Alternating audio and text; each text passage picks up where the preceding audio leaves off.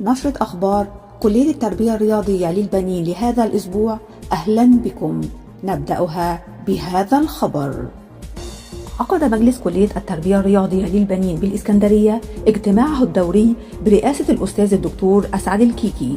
ناقش المجلس سبل تطوير العملية التعليمية، وخلال الاجتماع كرم المجلس الدكتور مهاب عبد الرازق أحمد تقديرا لعطائه المخلص وجهوده المتميزة خلال فترة توليه منصب وكيل الكلية لخدمة المجتمع وتنمية البيئة. وأشاد عميد الكلية بدوره البارز متمنيا له مزيدا من النجاح والتألق في مسيرته الأكاديمية.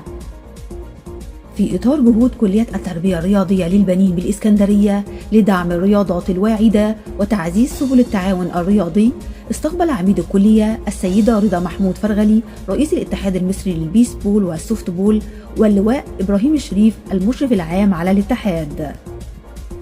جاء هذا اللقاء تأكيدا على دور الكلية في نشر الثقافة الرياضية وتطوير مختلف الألعاب، بما يسهم في تنويع الأنشطة الرياضية وتشجيع المواهب الشابة على خوض تجارب رياضية جديدة تتماشى مع التوجهات العالمية في مجال الرياضة.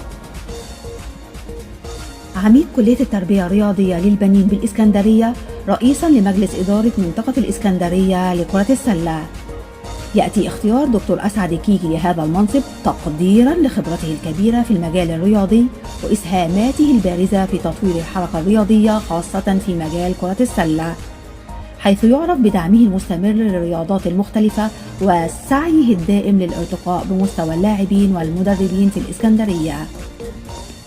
مشاهدينا الكرام، انتهت نشرتنا لهذا الأسبوع. شكرا لكم على طيب المتابعة.